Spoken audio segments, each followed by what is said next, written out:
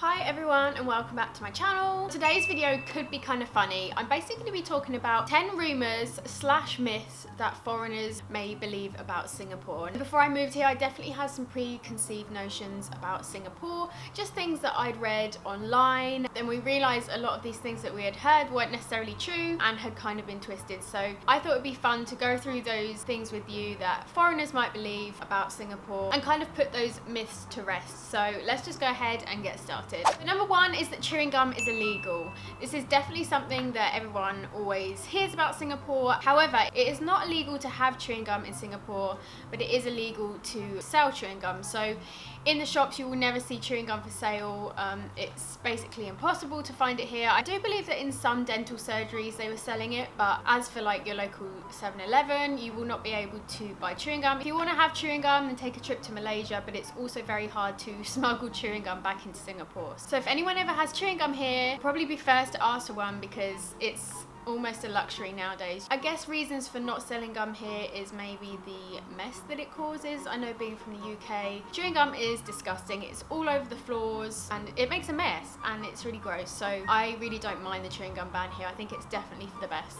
Number two is that Singapore is known for its strict laws. I had somewhere heard that you couldn't walk on grass, so I thought that if you walked on grass you would get fined for it. This is not true. I walk on grass all the time. My perception before I came to Singapore is I just thought I was going to get arrested for everything, so I was just very cautious, very careful. The impression I just had was that I was going to get into trouble for little things, but it's just been very much the opposite. I haven't had any issues here. As for jaywalking, I always jaywalk. I've never been fined. Let me know if you guys have ever experienced punishment for jaywalking. I mean, I see people doing it all the time. I'm not so sure that people are getting in trouble for it, but you guys can let me know. You can definitely be fined for drinking and eating on the MRT. Yeah, there definitely are a lot more stricter rules put in place. You can get up to $1,000 fine for littering, which explains why Singapore is so clean. I'm not against this law at all. I think it's a very good idea. I really do hate it when people litter, so it definitely deters people from littering. I also mentioned this in a previous video, but no pornography of any kind is allowed in Singapore. Also, Singapore is very big on censorship. Like I mentioned before, in the movies they'll kind of like censor the sex scenes. I mean, I'm not too sure that law needs to exist, but each to their own, I guess. Now this one is bizarre. Apparently it is illegal to walk around your house naked in Singapore. What?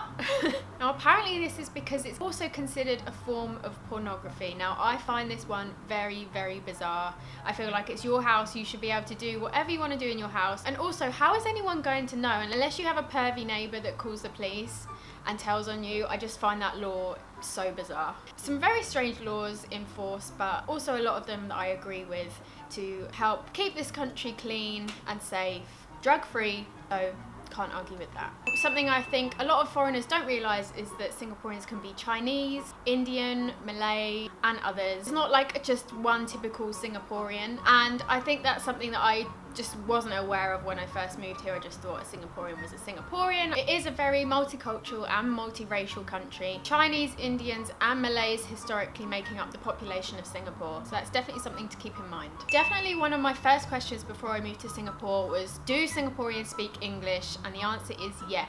The majority of Singaporeans are actually bilingual in English, and for example, most Chinese Singaporeans can speak English and Mandarin, and then some can speak Hokkien, Malay and other dialects as well. So if you're worried about coming to Singapore and you don't think anyone's going to speak English, you're going to be pleasantly surprised. Which leads me on to Singlish, and as you guys know, Singapore is a multicultural country, so they say that they kind of created their own hybrid language called Singlish. I have touched on Singlish lots of times. I've even showed you my poor Singlish skills. Hearing Singlish for the first time can be baffling and confusing, and it does take a good amount of time for you to get used to it. So my advice to any foreigners, if you really want to be able to understand Singlish, is immerse yourself into Singaporean culture. Try to hang out with Singaporeans if you can, and you will just eventually start to pick it up, which helps me to feel a little less excluded here in Singapore. I feel a bit more inclusive of Singapore life and I understand the jokes and that kind of thing. So I don't speak it just because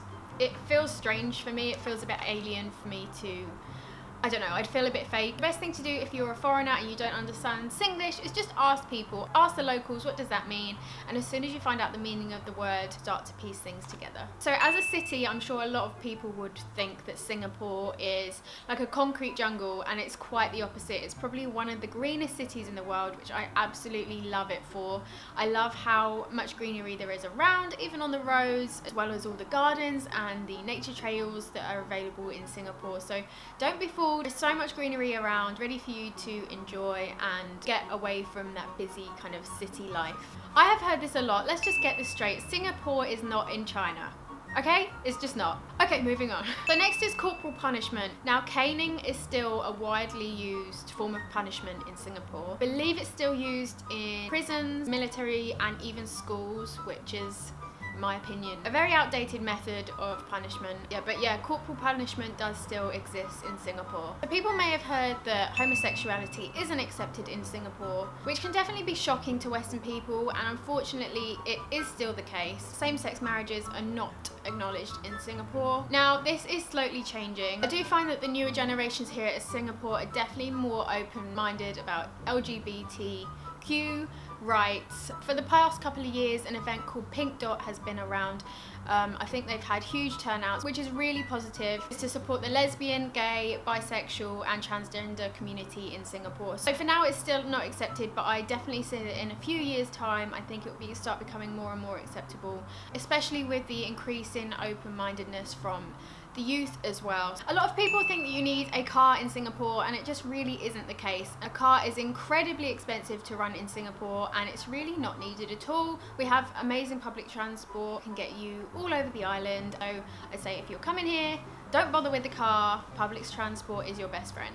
Okay guys, so they are the 10 myths or rumours that foreigners might believe about Singapore. I hope I've set the record straight on that. Please do leave your comments and thoughts on the points that I've mentioned in this video. I would love to get your feedback. Let's have a discussion about it. Be sure to like this video if you enjoyed it.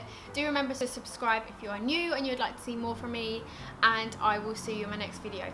Bye guys. Listen, see, you got ritualistic, cleansing my soul of addiction for now, 'cause I'm falling apart.